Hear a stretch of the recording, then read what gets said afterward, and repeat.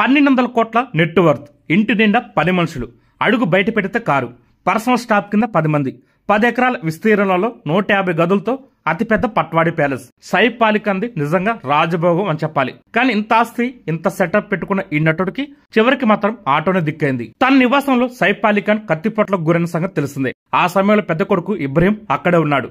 వెంటనే తండ్రిని హాస్పిటల్ తీసుకెళ్లడానికి రెడీ అయ్యాడు. ఆ టైంలో ఇంట్లో 5 కార్లున్నాయి, కానీ అందుబాటులో డ్రైవర్ లేడు. అలాని కారు కోసం కింద సెల్లార్కెళ్లి షట్టర్ ఓపెన్ చేసి కారు పైకి తీసుకొచ్చి తండ్రిని ఎక్కించుకున్నంత టైం లేదు. అందుకే రక్తం మోడుతున్న తండ్రిని తీసుకుని ఉన్న పలంగా గేటు బయటకొచ్చాడు ఇబ్రహీం. కనిపించిన ఆటోని ఆపాడు. తీవ్ర గాయాలతో ఉన్న సైఫ్ అలీ ఖాన్ ని అందులో ఎక్కించాడు. 2 కిలోమీటర్ల దూరంలో ఉన్న హాస్పిటల్లో జాయిన్ చేశాడు. ఇలా కారు కోసం ప్రయత్నించకుండా సకాలం స్పందించడం ఇప్పుడు పనికొచ్చింది. మరోవైపు ఈ కేసుని ఎన్కౌంటర్ స్పెషలిస్ట్ అయిన దయాన్ నాయక్ అప్పగించారు. ఆయన ఇప్పటికే సైఫ్ అలీ ఖాన్ ఇంటికొచ్చి అన్ని పరిశీలించి వెళ్లారు. ఫైర్ ఎగ్జిట్ నుంచి దొంగ ఇంట్లోకి చొరబడినట్టు గుర్తించారు. పైగా అతను ముందు రోజే అక్కడ చేరుకున్నట్టు అనుమానిస్తున్నారు. ఈ కేసును ఛేదించేందుకు 10 టీమ్స్ ఏర్పాటు చేశారు. మరోవైపు ఘటన జరిగిన సమయంలో అక్కడే ఉన్న పని మనిషిని పోలీసులు ప్రశ్నిస్తున్నారు. సైఫ్ అలీ ఖాన్ పై 6 సార్లు కత్తితో దాడి చేసిన ఆగంతకుడు పని మనిషిపై ఎలాంటి దాడికి పాల్పడలేదని తెలుస్తుంది. ప్రస్తుతం సైఫ్ అలీ ఖాన్ హాస్పిటల్లో కోలుకుంటున్నాడు. అతడి వెన్నెముక్క నుంచి 2.5 అంగుళాల కత్తి మొనను తొలగించారు డాక్టర్లు.